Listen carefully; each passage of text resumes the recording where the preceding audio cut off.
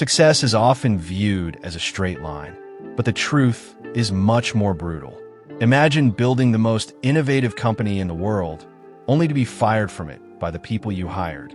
Imagine watching your dream crumble until it's just 90 days away from total bankruptcy.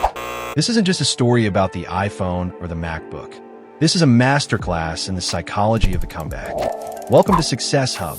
Today, we are deconstructing the rise, the fall, and the legendary rebirth of Apple.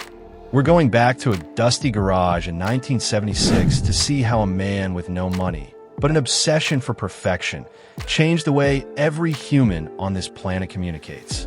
If you've ever been called crazy for your ideas, this story is your roadmap. Let's look at the DNA of the world's first $3 trillion empire. In the mid-1970s, computers were terrifying machines. They were the size of refrigerators, owned only by governments and giant corporations. The idea of a personal computer sounded like science fiction. But Steve Jobs and Steve Wozniak didn't see machines. They saw tools for the mind. They had no venture capital. They had no office. All they had was a garage in Los Altos, California. To buy the first set of parts, Steve Jobs sold his only car, a Volkswagen bus, and Wozniak sold his HP scientific calculator. They scraped together $1,300. Wozniak was the technical wizard. He could build a circuit board that was art. Jobs was the visionary. He didn't know how to code, but he knew how a product should make a human feel. Together, they launched the Apple I. It was just a bare circuit board, but it was the spark. They weren't just building electronics. They were building the foundation of a new world. This is lesson 1. Your resources don't define your success. Your resourcefulness does. By 1977, Jobs realized that for computers to go mainstream, they had to look like home appliances, not science experiments. This led to the Apple II. It was the first computer with a plastic case, a keyboard, and color graphics. While every other tech company was focused on specs and bits, Jobs was focused on the beige color of the plastic and the silence of the power supply. He insisted there should be no cooling fan because the noise would ruin the user experience. This was the beginning of the Apple way, the obsession with the details that no one else sees. The Apple II became a massive hit. It flooded schools and homes. By 1980, Apple went public. At just 25 years old, Steve Jobs was worth over $100 million. He had gone from a college dropout to a billionaire icon in just 4 years. But as the money poured in, so did the ego. Jobs became famously difficult to work with. He was a shoe dog of the tech world, demanding, harsh, and uncompromising. And this intensity was about to lead him to his greatest disaster. With the success of the Apple II, Steve Jobs wanted to create something even more revolutionary. He wanted a computer that anyone could use, no codes, just a mouse and icons. This project was the Macintosh. To launch it, Jobs authorized the most famous commercial in history, titled 1984. It depicted a rebel smashing the screen of a Big Brother figure, symbolizing that Apple was the only thing standing between humanity and a robotic corporate future. It was bold. It was arrogant. It was pure Steve Jobs. But behind the scenes, Apple was at war. Jobs had recruited John Scully, the CEO of Pepsi, to help run the company. Jobs famously asked him, "Do you want to sell sugar water for the rest of your life? Or do you want to come with me and change the world?" Scully came, but the honeymoon didn't last. Jobs was a perfectionist who didn't care about the budget.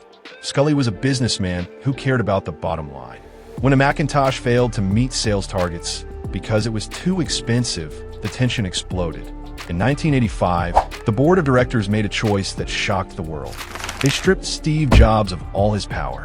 The man who had built Apple from his garage was fired from his own empire. At 30 years old, Jobs was a public failure. He felt like he had been punched in the stomach. But as he would later say, getting fired from Apple was the best thing that could have ever happened to me. The heaviness of being successful was replaced by the lightness of being a beginner again. The next 12 years are known as Steve Jobs' wilderness years. He didn't just sit around and cry. He founded a new company called Next to build high-end computers for education. While Next wasn't a huge financial hit, its technology was years ahead of its time. During the same period, Jobs made a move that everyone thought was crazy. He bought a struggling computer animation department from George Lucas for $5 million and called it Pixar. For years, Pixar was a money pit. Jobs kept pouring his personal millions into it just to keep the lights on. His friends told him to quit. Financial experts said he was wasting his fortune. But Jobs saw the intersection of art and technology. In 1995, Pixar released Toy Story, the first ever fully computer-animated feature film. It became a global phenomenon, and suddenly, Steve Jobs was a billionaire again.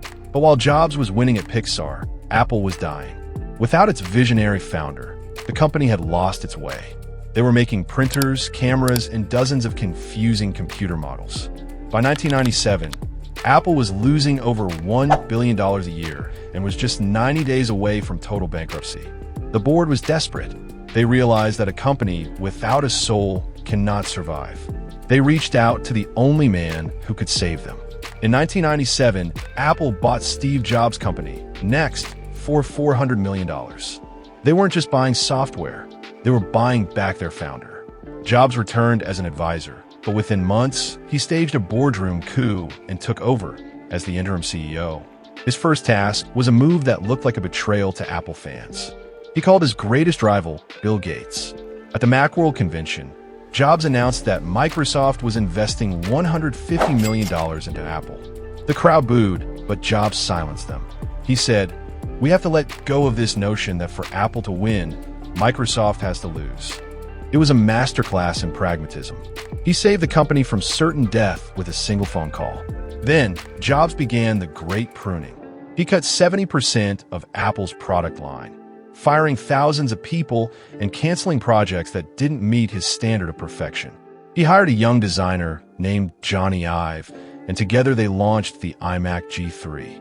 It was translucent, colorful, and fun. It told the world that Apple was back. Then came the Think Different campaign. Jobs wasn't selling a computer. He was selling the spirit of the rebels, the misfits, and the troublemakers. He was building the cult of Apple. In 2001, Jobs launched the iPod, changing the music industry forever. But his masterpiece was yet to come. On January 9th, 2007, Jobs stood on a stage and told the audience he was launching 3 products: a widescreen iPod with touch controls, a revolutionary mobile phone, and a breakthrough internet communicator. Then he revealed they were all one device, the iPhone. The industry laughed. The CEO of Microsoft, Steve Ballmer, laughed at the $500 price tag and the lack of a keyboard. But the iPhone didn't just change the phone market, it changed human behavior. It put the world's information in our pockets. In 2011, Steve Jobs passed away, but he left behind a blueprint. Under Tim Cook, Apple transitioned from a visionary-led startup into a $3 trillion global powerhouse. They expanded into watches, services, and silicon chips, proving that the foundation Jobs built was unshakable. The lesson for us at Success Hub is clear. Don't be afraid to fail, don't be afraid to get fired, and never, ever settle for good enough. As Jobs famously said, "The people who are crazy enough to think they can change the world are the ones who do." Your journey is just beginning. Just keep building. Thank you for watching. Like this video if you're a fan of the underdog story, and subscribe to Success Hub for more deep dives into the world's greatest leaders. What brand should we cover next? Let us know in the comments. Just keep building.